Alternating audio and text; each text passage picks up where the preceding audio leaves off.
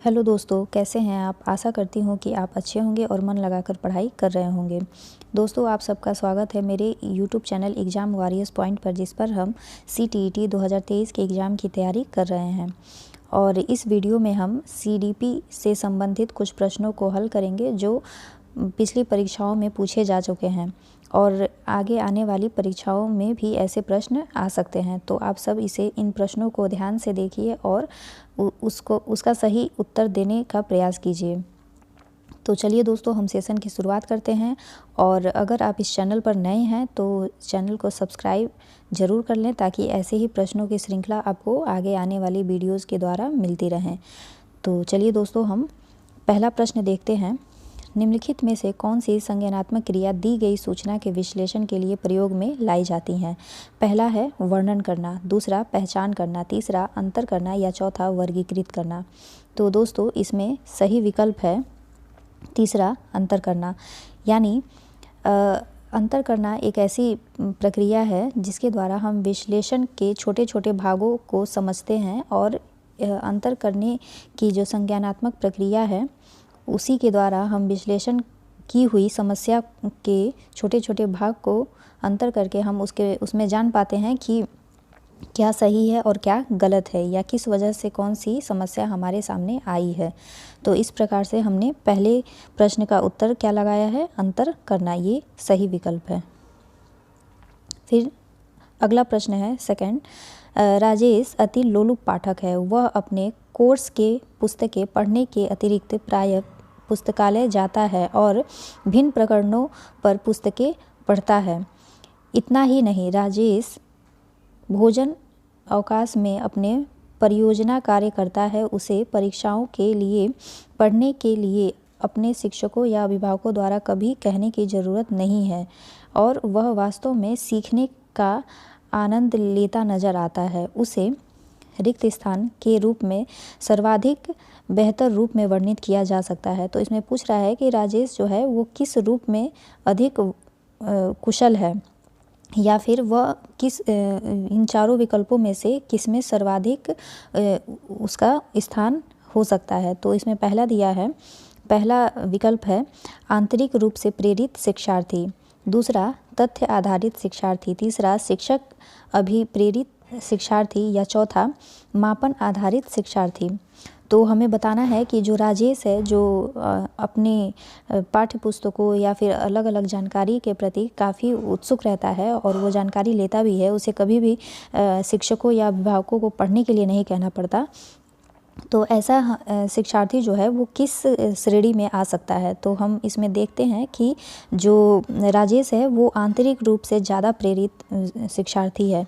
तो ऐसे में हमारा विकल्प ए जो है ये सही है कि जो राजेश है वो आंतरिक रूप से अभिप्रेरित शिक्षार्थी है। इस वजह से वह अपने क्रिया में जो भी वो काम कर रहा है पढ़ने का, वो उसमें आनंद लेता हुआ नज़र आता है, और उसे कभी भी किसी शिक्षार्थी या उसके पेरेंट्स को कभी पढ़ने के लिए नहीं कहना पड़ता। तो ऐसा बालक आंतरिक रूप से प्रेरित शिक्षार्थी के अंतर्गत आएगा। फिर नेक्स्ट है, भाषा विकास में प्रयोग करने का कौन सा तरीका गलत है। जो भाषा विकास होता है इसमें प्रयोग करने का एक कौन सा तरीका है वो गलत हो सकता है। पहला, बच्चों को बिना टोके प्रकरण पर बात करना, दूसरा उसकी अपनी भाषा के प्रयोग को अमान्य करना, तीसरा उसके प्रयोगों का समर्थन करना, या चौथा भाषा के प्रयोग के अवसर उपलब्ध कराना। तो इसमें देखिए, जो भाषा विकास में सहयोग करने का कौन सा तरीका गलत है, हमसे ये पूछ रहा है। तो गलत ऑप्शन हमारा ऑप्शन सेकंड है कि अगर कोई बच्चा अपनी भाषा में कोई बात कह रहा है तो हमें उसके बात को अनसुना नहीं करना चाहिए, और ना ही उसकी बातों को अमान्य ठहराना चाहिए, बल्कि हमें उसकी भाषा को भी उतना ही महत्व देना चाहिए जितना कि अन्य बच्चा जो है वो, या तो अगर वो हिंदी में बात कर रहा है या इंग्लिश में बात कर रहा है, या अपनी भाषा को वो अच्छे से प्रेजेंट कर पा रहा है, अपनी बातों को बता पा रहा है, जितना हम उसे मान्य करते हैं उतना ही उस बच्चे को भी मान्य करना चाहिए जो अपनी भाषा में कुछ बता रहा है। तो हमारा ऑप्शन बी जो है, यानी तीसरे का सेकंड जो ऑप्शन है, ये गलत साबित होता है, और इस वजह से यह हमारा उत्तर सही है।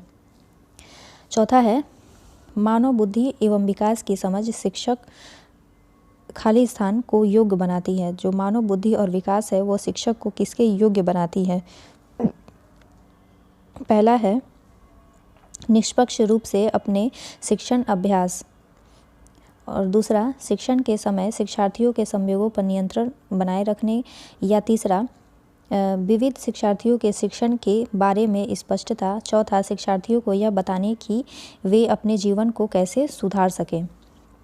तो हमारा इसमें विकल्प है कि कैसे योग्य बनाती है, तो ये हमारा विकल्प इसमें जो सेकंड है ये सही उत्तर है कि सेकंड नहीं, इसमें तीसरा विकल्प तृतीय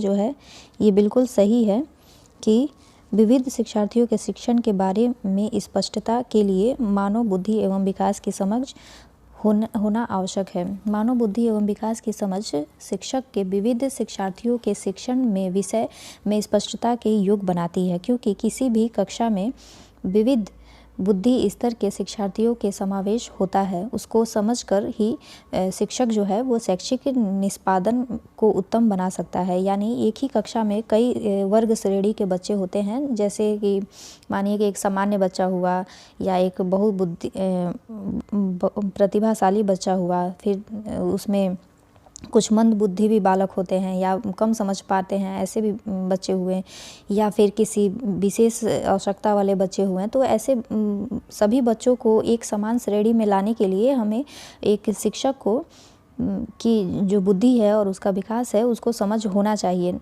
ताकि वे उस समावेशी कक्षा में एक ही स्तर पर सभी बच्चों को लाकर उन चीज़ों को सिखा सके, और जिस भी तरीके से बच्चे को समझ में आए वो सारे तरीके वो शिक्षक जो है वो अपना सके। फिर नेक्स्ट है पांचवा, निम्नलिखित में कौन सा सत्य है? इसमें हमें सत्य को बताना है कि कौन सा सत्य है। शिक्षक द्वारा प्रश्न पूछना संज्ञानात्मक विकास में बाधक है, या दूसरा विकास सीखना सामाजिक सांस्कृतिक संदर्भों में अप्रभावित रहते हैं, तीसरा शिक्षार्थी एक निश्चित तरीके से सीखते हैं, या चौथा खेलना संज्ञान और सामाजिक दक्षता के लिए सार्थक है। तो खेलना जो इसमें से हमें सही विकल्प का चयन करना है और बताना है कि कौन सा विकल्प सर्वाधिक सत्य है। तो इसमें विकल्प 4 जो है वो बिल्कुल सत्य है कि खेलना जो है वो संज्ञान और सामाजिक दक्षता के लिए सार्थक है, क्योंकि शिक्षार्थी का स्वाभाविक एवं स्वतंत्र रूप से संज्ञानात्मक और सामाजिक विकास मनोरंजन के द्वारा ही होता है। इसके अभाव में शिक्षार्थी का शारीरिक एवं मानसिक विकास रुक सकता है, और इसी वजह से जो महोदय कुक हैं उन्होंने खेल विधि पर ज़्यादा जोर दिया। तो इस आधार पर हम कह सकते हैं कि हमारा जो चौथा विकल्प है खेलना संज्ञान एवं सामाजिक दक्षता के लिए सार्थक है, यह बिल्कुल उपयुक्त है। फिर छठा प्रश्न है, बच्चे के विकास में आनुवंशिकता और वातावरण की भूमिका के बारे में निम्नलिखित में से कौन सा सत्य है? जो वातावरण और आनुवंशिकता है उसके बारे में हमें बताना है कि इसमें से कौन सा सत्य हो सकता है। तो इसमें विकल्प पहला है, आनुवंशिकता और वातावरण दोनों एक बच्चे के विकास में 50-50% योगदान रखते हैं। दूसरा, समवयस्कों एवं पैतृक यानी जीन्स का सापेक्ष योगदान योगात्मक नहीं होता। फिर है तीसरा, आनुवंशिकता और वातावरण एक साथ परिचालित नहीं होते हैं। या चौथा, सहज रुझान वातावरण से संबंधित है, जबकि वास्तविक विकास के लिए आनुवंशिकता जरूरी है। तो हम इसमें समझते हैं कि जो हमारा आनुवंशिकता और वातावरण है वो दोनों ही बच्चे के विकास के उसमें योगदान में बराबर अपना महत्व देते हैं, या दोनों का महत्वपूर्ण स्थान है। जैसे कि मानिए कि एक विकास होने के अवसर हमें वातावरण से मिलते हैं। जो भी बच्चा है वो अगर पैदा होता है तो जीन्स भले ही उसको अपने पैतृक गुणों से मिले हों, लेकिन जो भी बाहरी विकास जो होता है सामाजिक, सांस्कृतिक या फिर किसी भी तरह का, वो अपने वातावरण से ही वो सीखता है।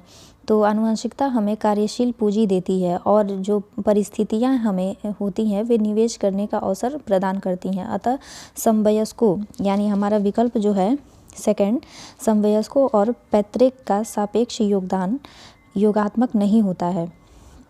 तो हम इसके बाद के प्रश्न को देखते हैं। सातवां है समाजीकरण। समाजीकरण क्या है? सामाजिक मानदंडों में परिवर्तन, शिक्षक एवं पढ़ाए गए के बीच संबंध, या फिर समाज के आधुनिकीकरण की प्रक्रिया, या चौथा, समाज के मानदंडों के साथ अनुकूलन। जो समाजीकरण है वो क्या है? सामाजिक मानदंडों में परिवर्तन है, या शिक्षक एवं पढ़ाए गए बच्चे के बीच संबंध है, समाज के आधुनिकीकरण की प्रक्रिया है, या चौथा, समाज के मानदंडों के साथ अनुकूलन है। तो समाजीकरण जो है वो विकल्प 4, समाज के मानदंडों के साथ अनुकूलन ही समाजीकरण है। यानी जो एक व्यक्ति है वो सामाजिक व्यवहार को स्वीकार करके ही उसके साथ अनुकूलन करता है, अतः समाज के मानदंडों एवं उसके अनुकूल ही अपने स्वभाव को बदलकर हम समाजीकरण की प्रक्रिया का हिस्सा बन सकते हैं। आठवां है, एक पीटी शिक्षक क्रिकेट के खेल में अपने शिक्षार्थियों के क्षेत्र रक्षण को सुधारना चाहता है। निम्न में से कौन सी युक्ति शिक्षार्थियों को अपना लक्ष्य प्राप्त करने में सर्वाधिक सहायक है? पहला, शिक्षार्थियों को क्षेत्र रक्षण का अधिक अभ्यास करवाना। दूसरा, शिक्षार्थियों को यह बताना कि क्षेत्र रक्षण सीखना उनके लिए किस प्रकार महत्वपूर्ण है। चौथा, बेहतर क्षेत्र रक्षण और सफलता की दर के पीछे के तर्क को स्पष्ट करना। या चौथा, क्षेत्र रक्षण को प्रदर्शित करना और शिक्षार्थी अवलोकन करेंगे। मतलब कि ये है कि एक शिक्षक जो है वो पीटी शिक्षक है, वो क्रिकेट के खेल में अपने शिक्षार्थियों को जो मैदान की गतिविधियां हैं उसमें सुधार कराना चाहता है। तो उसको क्या कराना चाहिए? जो मैदान में खेलते समय शिक्षार्थियों के अभ्यास में या फिर किसी भी तरीके से खेल में किस तरह के सुधार हों, इस चीज़ को वो सिखाना चाहता है। तो वो कौन सा जो इसमें विकल्प है वो सबसे ज़्यादा उपयुक्त है कि वो खेल में सुधार कर सकें।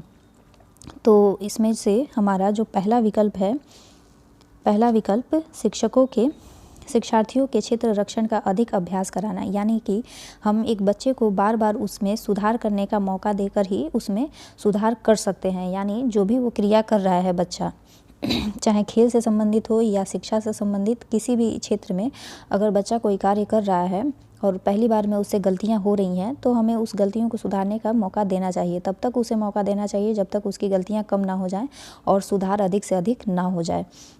तो ऐसे में उस शिक्षक को शिक्षार्थियों के क्षेत्र रक्षण का अधिक से अधिक अभ्यास करवाना चाहिए ताकि गलतियां उसकी कम हो जाएं। फिर नेक्स्ट प्रश्न है 9वां, एक शिक्षिका अपने शिक्षार्थियों के इस रूप में मदद करना चाहती है कि वे एक स्थिति के अनेक दृष्टिकोणों की सराहना कर सके।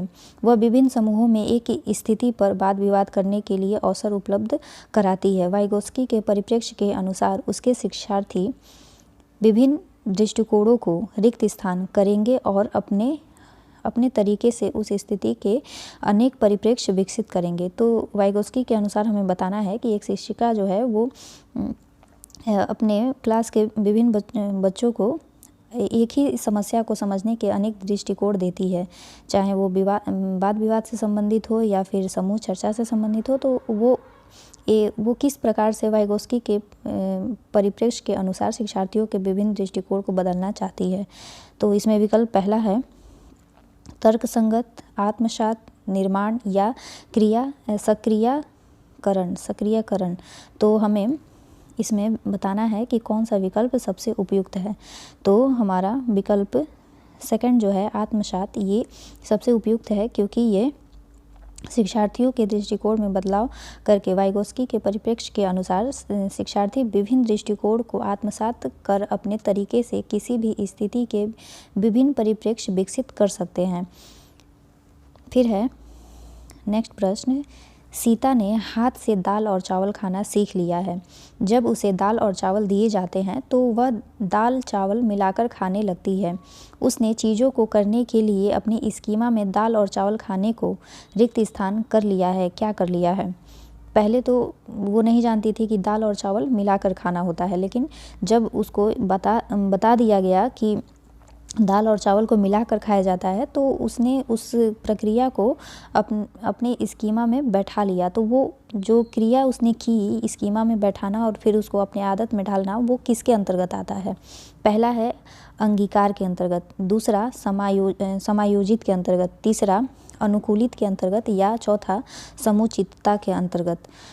तो हमारा इसमें प्रश्न तृतीय जो है यानी तीसरा अनुकूलित, वो बिल्कुल सही है, क्योंकि जिसमें बालक समस्या के समाधान के लिए या वास्तविकता में सामंजस्य करने के लिए पूर्व सीखी गई योजनाओं या मानसिक प्रक्रियाओं का सहारा लेते हैं, वह अनुकूलन कहलाता है। जैसे कि चावल और दाल तो वो पहले भी जानती थी, लेकिन जैसे जैसे उसने दूसरों को देखा कि चावल और दाल या फिर सब्जी ये सब हम मिलाकर लोग खाते हैं, तो उसने भी सीखा उस चीज़ को। और फिर सीखते सीखते वो एक दिन ऐसा हुआ कि वो खुद से ही दाल और चावल बिना किसी के बताए और बिना किसी के समझाए वो खुद से ही दाल चावल सब्जी सब मिलाकर खाने लगी। तो ये क्या है? ये अनुकूलन है। उसने पूर्व सीखी हुई समस्या से या पूर्व में जो भी उसको समस्याएं हुए हैं उन समस्याओं से सीख लेते हुए और आगे उसमें सुधार करते हुए उसने अपने वातावरण के साथ अनुकूलन बनाया और वो ही अनुकूलित होकर उसकी स्कीमा में बैठ गया कि दाल चावल उसको अच्छे से मिलाकर खाना चाहिए। दोस्तों, अगर आपको ये वीडियो अच्छा लग रहा हो तो आप इस चैनल को सब्सक्राइब ज़रूर कर लें, ताकि ऐसे ही प्रश्न आपको आगे भी मिलते रहें। 11वां प्रश्न है, खाली स्थान के अतिरिक्त बुद्धि के निम्नलिखित पक्षों को स्टर्नबर्ग के त्रितंत्र सिद्धांत में संबोधित किया गया है। यानी कोई एक विकल्प ऐसा है जो स्टर्नबर्ग के त्रितंत्र सिद्धांत में संबोधित नहीं किया गया है, तो हमें वो नकारात्मक वाला ही शब्द बताना है। बाकी के 3 जो हैं विकल्प वो स्टर्नबर्ग के त्रितंत्र सिद्धांत में शामिल हैं। तो हमारा पहला इसमें ऑप्शन है संदर्भगत, दूसरा अवयवभूत, तीसरा सामाजिक और चौथा स्वानुभविक। तो हमारा विकल्प जो तीसरा है सामाजिक, ये स्टर्नबर्ग के सिद्धांत के त्रितंत्री सिद्धांत में शामिल नहीं है, बाकी के तीनों उसमें शामिल हैं। फिर 12वां है, हार्वर्ड गार्डनर का बुद्धि का सिद्धांत बल देता है, किस पर बल देता है? पहला शिक्षार्थियों में अनुबंधित कौशलों पर, दूसरा सामान्य बुद्धि पर, या तीसरा विद्यालय में आवश्यक समान योग्यताओं पर, या प्रत्येक व्यक्ति के विलक्षण योग्यताओं पर। जो हार्वर्ड गार्डनर का बहुबुद्धि का सिद्धांत है वो किस पर ज़्यादा बल देता है? तो हमारा विकल्प इसमें जो 4 है वो बिल्कुल सही है कि हार्वर्ड गार्डनर का बहुबुद्धि का सिद्धांत प्रत्येक व्यक्ति के विलक्षण योग्यताओं पर बल देता है, क्योंकि उन्होंने बहुबुद्धि सिद्धांत दिया और बताया कि प्रत्येक व्यक्ति में एक अलग ही प्रतिभा होती है और वो सभी प्रतिभाएं उस व्यक्ति को उसके आगे आने वाले जीवन में अलग अलग क्षेत्रों में बांट देती है। तो उस हिसाब से उन्होंने कुल 9 प्रकार की बुद्धि अभी तक बताई हैं और आगे भी इस पे वो काम कर रहे हैं। तो हार्वर्ड गार्डनर का जो सिद्धांत है वो प्रत्येक व्यक्ति की विलक्षण योग्यताओं पर बल देता है। फिर 13वां प्रश्न है, थ फ च ध्वनियाँ हैं। जो थ फ च ध्वनियाँ हैं वो क्या हैं? स्वनिम है, रूपिम है, लेखिम है, या शब्दिम है? तो थ फ च ध्वनियाँ जो हैं वो स्वनिम है। ये हमारा विकल्प ए बिल्कुल सही है। 14 प्रश्न है, कक्षा में जेंडर रूढ़िवादिता से बचने के लिए एक शिक्षक को, पहला विकल्प 1, लड़कों को जोखिम उठाने और निर्भीक बनने के लिए प्रोत्साहित करना चाहिए। दूसरा, लड़के लड़कियों के एक साथ अपारंपरिक भूमिकाओं में रखना चाहिए। तीसरा, अच्छी लड़की अच्छा लड़का कहकर शिक्षार्थियों के अच्छे कार्य की सराहना करनी चाहिए। या चौथा, कुश्ती में भाग लेने के लिए लड़कियों को निरुत्साहित करना चाहिए। तो हमारा इसमें हमें ये बताना है कि एक जेंडर रूढ़िवादिता को कम करने के लिए एक शिक्षक को क्या करना चाहिए। तो इसमें हमारा जो विकल्प सेकंड है, लड़के और लड़कियों को एक साथ अपारंपरिक भूमिकाओं में रखना चाहिए। इसका मतलब ये है कि एक शिक्षक को अगर कक्षा में जेंडर रूढ़िवादिता कम करनी है तो उसको लड़के और लड़कियों को एक साथ, मतलब कि ये नहीं है कि लड़के का काम लड़कियां नहीं कर सकती हैं और लड़की का काम लड़के नहीं कर सकते हैं, बिल्कुल कर सकते हैं। तो इस चीज़ को उसको कम करना चाहिए। जो लड़कियों का काम है वो लड़कों को देना चाहिए और लड़के का जो काम है वो लड़कियों को देना चाहिए। इससे क्या होगा कि वे एक दूसरे के प्रति अंतर या भेदभाव नहीं करेंगे और ये समझेंगे कि दोनों समान हैं और आगे भी वो जीवन में इस तरह के कामों को करने के लिए सार्थक हैं या सामर्थ्य हैं। हमारा प्रश्न 14 का विकल्प सेकंड बिल्कुल सही है। 15वां प्रश्न है, विद्यालय को किसके लिए व्यक्तिगत भिन्नताओं को पूरा करना चाहिए? पहला, व्यक्तिगत शिक्षार्थी को विशिष्ट होने की अनुभूति कराने के लिए। दूसरा, व्यक्तिगत शिक्षार्थियों के मध्य खाई को कम करने के लिए। तीसरा, शिक्षार्थियों के निष्पादन एवं योग्यता को समान करने के लिए। या चौथा, यह समझने के लिए कि क्यों शिक्षार्थी सीखने के योग्य या अयोग्य है। तो एक विद्यालय को किसके लिए व्यक्तिगत भिन्नताओं को पूरा करना चाहिए? तो इसमें हमारा जो विकल्प 4 है वो बिल्कुल सही है कि विद्यालय को यह समझने के लिए कि क्यों शिक्षार्थी सीखने के लिए योग्य है या नहीं है, इस पर व्यक्तिगत भिन्नताओं को करने पर बल देना चाहिए। तो इस प्रकार से हमने कुल 15 प्रश्नों को हल किया और उम्मीद है कि आपको ये प्रश्न अच्छे लगे होंगे और समझ में भी आए होंगे। और ऐसे ही प्रश्न CTET के एग्ज़ाम में पेडागोजी से संबंधित आते हैं और आपको उसे समझकर अपने स्व विवेक से कक्षा 1 से 5वीं तक की कक्षा के शिक्षिका के या शिक्षक के रूप में रख कर ही उस प्रश्नों को समझना चाहिए कि अगर आप वैसे माहौल में हैं और आपके सामने इस तरह का प्रश्न वहाँ बनता है तो आप किस तरह से वहाँ एक्शन लेंगे। तो ठीक वैसे ही परीक्षा हॉल में भी हमें इस तरह के प्रश्नों को ऐसे ही सॉल्व करना चाहिए कि आप ये समझिए कि आप 1 से 5 तक के बच्चे के टीचर हैं और आपको उस बच्चे को ऐसे ही पढ़ाना है। तो उस तरह के ही प्रश्नों को हल करना चाहिए ताकि बच्चा केंद्र में रहे और बाकी उस केंद्र को ही आप आधार मानकर बाकी के आप प्रश्नों को हल कर सकें। तो उम्मीद है कि आपको ये सेशन अच्छा लगा होगा और आगे आप इस चैनल को लाइक सब्सक्राइब ज़रूर कर दें ताकि ऐसे ही प्रश्न आपको आगे भी मिलते रहें। बाकी आप और भी वीडियोज़ देख सकते हैं। मैंने इसके पहले भी बहुत सारे वीडियो NCERT के प्रश्नों से संबंधित और NCERT की किताब 3rd 4th 5 के भी प्रश्नों को हल कराया है। तो आप वो सारे भी वीडियो देखिए जो परीक्षा में बिल्कुल आ सकते हैं। तब तक के लिए आप सबका धन्यवाद। मिलते हैं हम अगली वीडियो में।